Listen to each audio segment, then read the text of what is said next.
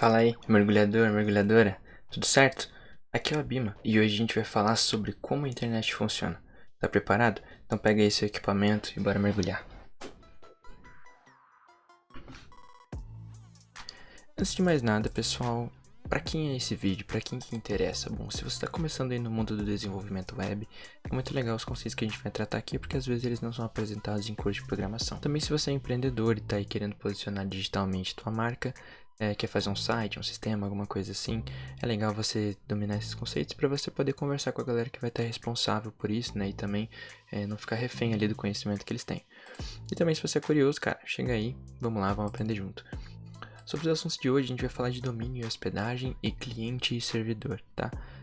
Se você não sabe nada disso aqui, a ideia é que você entenda no final do vídeo. E eu não vou conseguir aprofundar muito por causa do tempo, mas outros assuntos e o aprofundamento deles vão vir em outros vídeos, beleza? Então é muito importante que você dê um feedback legal de como você está achando esse vídeo, como é que tá esse formato, se tá fazendo sentido e tá conseguindo entender, para que a gente consiga melhorar para os próximos, ok? Vamos lá, primeira coisa, como a internet se organiza? Cara, a internet, eu já coloquei aqui de propósito, né? Ela é tal da web, é uma rede, né? Uma teia de computadores. Cada um deles tem um endereço IP para diferenciá-los, né? Entre si. E o IP é o tal do Internet Protocol, né? Você já deve ter ouvido falar disso, mas na verdade, é um endereço numérico. E seria muito difícil a gente memorizar endereço numérico de computadores, né? Então existe o tal do Domain Name System, que vai converter os domínios para os IPs. O que é um domínio? Bom, vamos lá. Um domínio é o endereço de um computador.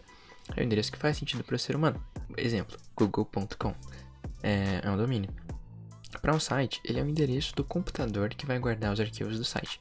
Então lembra que é uma rede de computadores, cada um guarda suas próprias coisas e eles têm endereço, assim como cada casa tem o seu endereço, certo? Pensa nos computadores como casas e no endereço delas como o domínio. Para um site, então, ele é o endereço do computador que guarda os arquivos daquele site.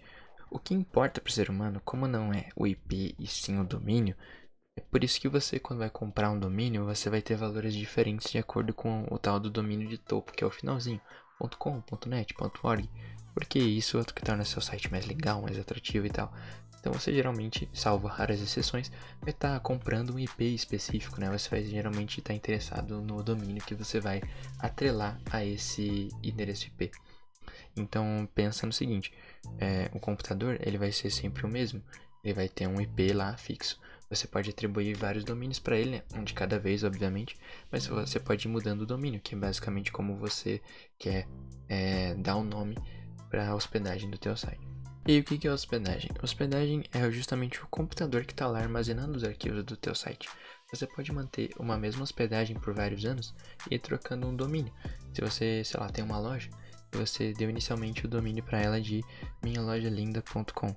Aí você falou, puxa, não tá muito legal. Depois de uns anos, você quer manter exatamente o teu site, a mesma cara dele, mas quer mudar o domínio. Você quer dar o nome de minhalojamuitomaravilhosa.com. Ok, você simplesmente vai e troca o domínio. Que na verdade, para a internet, o que vai estar acontecendo? Sempre que você passar a procurar minhalojamaravilhosa.com, você vai estar agora apontando para aquele mesmo lugar de antes, só que com um domínio diferente. Sabe, eu não entendi nada do que você falou. Dá uma chegadinha aqui. Pensa que esse é o endereço IP da hospedagem, né, da tua loja preferida. Qual a chance de você guardar esse número? Tá, vou te falar, é 0.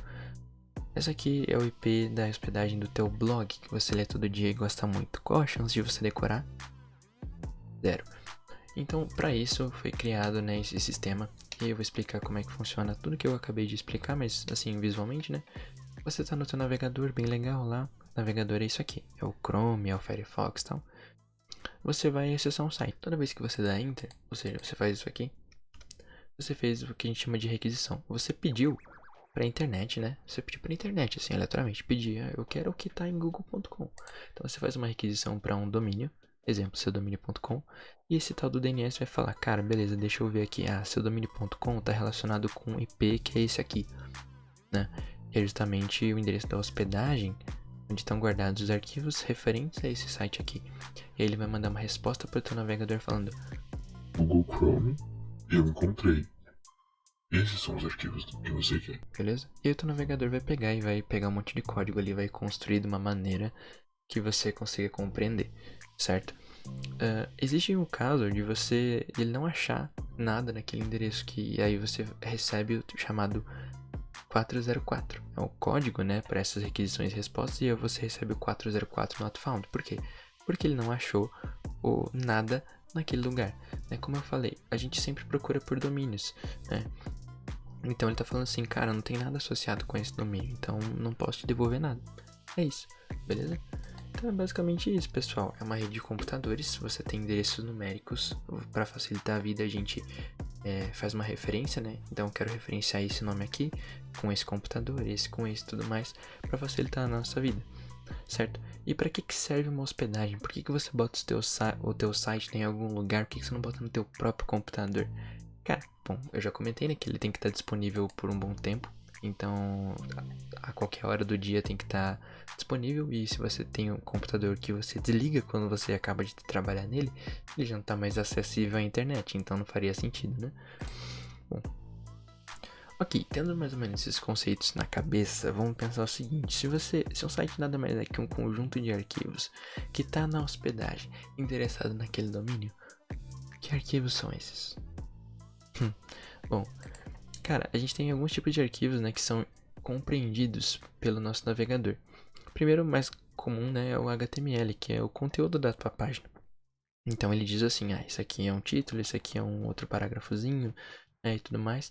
Mas aí você tem a estilização da página. Então você já deve ter acessado um site que você pode mudar para o modo dark, né? A estrutura das coisas, ou seja, o HTML, não muda em nada. O que muda é o CSS. Ele está estilizando diferente, né? É um arquivo que é responsável por isso. E você tem o tal do JavaScript, né? Ou JS, que vai criar a lógica para lidar com alguns eventos que o usuário faz. Então, por exemplo, isso aqui, ó. Eu estou clicando e ele está fechando. Isso aqui é JavaScript, certo? O estilo dessa estrutura está sendo mudado porque eu estou tratando de um evento do usuário, né? Então, o scroll também é um evento e tudo mais, né? E JavaScript, então, JavaScript, então, é a linguagem de programação que os navegadores conseguem entender. Existem também os arquivos assets, que são arquivos de imagens, fontes, logotipos, vídeos, GIFs, né? Então são esses arquivos assim de mídia, podemos dizer. E tem também os arquivos de servidor, né? Eles ficam armazenados lá na tua hospedagem para processar requisições, mas não são compreendidos pelo teu navegador. O teu navegador sempre vai receber as coisas nesse formato aqui, ó, nesses arquivos aqui. Mas na tua hospedagem também vai ter esses caras, que eu não vou entrar em detalhes hoje, beleza? Mas tá, então eu entendi, tem alguns arquivos lá, mas como é que eu consigo eles? Justamente através dessas requisições, que é uma forma de comunicação padronizada. Sempre vai ter requisição e resposta. Por isso que você recebe um 404 quando nada é encontrado, porque o teu navegador tem que receber uma resposta, né? Se tem algum erro, às vezes aparece ali, erro 500, você já deve ter visto isso em algum lugar, talvez. É quando acontece algum erro lá do lado da hospedagem, o teu navegador recebe uma resposta triste, falando, olha, foi mal, deu erro. Beleza? E você tem requisições do tipo get e post, certo? Quando você vem aqui no Google e você dá enter, você fez uma requisição get, ou seja, você simplesmente quer os conteúdos que estão nesse lugar. Se eu digitar alguma coisa aqui e dar enter, não vou fazer isso agora, você manda dados lá para esse endereço aqui. É o mesmo, google.com, só que você, em vez de estar querendo receber coisas, você está enviando dados e sim, depois você recebe os resultados da tua pesquisa. Ok, e aí com essas requisições vão surgir papéis na comunicação, assim como na comunicação que a gente estuda lá na escola, você tem o cara que fala, o cara que está ouvindo, o meio e tudo mais. A internet também é isso, é um tipo de comunicação. E aí os papéis que surgem são principalmente de client e server, né? E aí você tem também a base de dados que não está diretamente relacionada com isso, mas é importante mencionar. E os nomes já dizem tudo. Você tem um cliente que é atendido, o servidor que serve as coisas, e você tem uma base para armazenar dados. Como é que a gente visualiza isso? Já vou mostrar. Ok, então você tem essa comunicação, o teu navegador faz um pedido para um lugar, recebe uma resposta, e como é que isso se transforma nisso aqui que a gente está vendo? Bom, o navegador é o responsável por construir a página, então no HTML vai dizer para ele, olha, aqui vai tal coisa, aqui vai um título, uma imagem, um vídeo e tudo mais. O CSS diz como é que tem que estilizar, o JavaScript diz como é que você tem que lidar com os eventos que o usuário vai ter naquela página. E o navegador vai construir isso, entendeu? E essa construção ela pode ser estática ou dinâmica, né? E aí no caso são 2 passos. O teu navegador vai estar sempre construindo as coisas, mas o que ele recebe às vezes pode variar, o que a gente chama de renderização do lado do servidor, né? Que é quando você tem, por exemplo, um site de notícias e cada dia você vai ver uma coisa diferente, né? Por quê? Porque quando você mandou a requisição lá para o servidor, ele vai mudar, né, o conteúdo que você deve receber naquele dia, e o teu navegador vai construir o que ele recebeu, que na verdade vai mudar sempre. Olhando para isso visualmente, nós temos aqui do lado do cliente, que a gente chama de client side, arquivos de estrutura da tua página, de utilização, de programação, e esses arquivos de mídia, né, como eu já mencionei. E do lado do servidor a gente tem a base ou banco de dados, o processamento de requisições, ou seja, às vezes você manda uma requisição que vai mandar um e-mail para algum lugar, sabe? Quando você preenche o formulário e recebe um e-mail, teve um arquivo lá que ele processou isso, ele entendeu o que tinha que ser feito e mandou esse e-mail, entendeu? E aí ele retorna para você uma mensagem de sucesso, por isso que você fala, seu e-mail foi enviado com sucesso, certo? E a renderização dinâmica é o que eu comentei, quando você tem conteúdos que vão variar de acordo com quando, onde ou quem é você está pedindo aquele conteúdo. Você tem a renderização estática, quando os arquivos já estão prontos lá na tua hospedagem e vão ser sempre os mesmos. E a renderização do lado do servidor, ou também é chamada renderização dinâmica, são quando esses arquivos são construídos inicialmente no servidor e o HTML volta para o teu navegador que vai construir de fato da forma que você vê. Pessoal, não sei se tudo fez sentido, se tudo ficou claro, por favor, deem esse feedback pra gente, mas a ideia de hoje era apenas introduzir alguns conceitos e você ficar um pouco pensativo assim, com vontade de assistir os próximos vídeos, beleza? Então a gente tratou de domínio, hospedagem, requisições, client e server, e a gente vai fazer aí um outro, né, já dando um spoilerzinho, sobre orientações para você pedir um orçamento, né, considerando tudo isso e ver como é que isso se encaixa no planejamento, na dificuldade e complexidade de você fazer um site, um sistema, e também como é que isso impacta, né, no custo do desenvolvedor, no custo da hospedagem e tudo mais, certo? De acordo com aquilo que você está querendo construir para a tua empresa.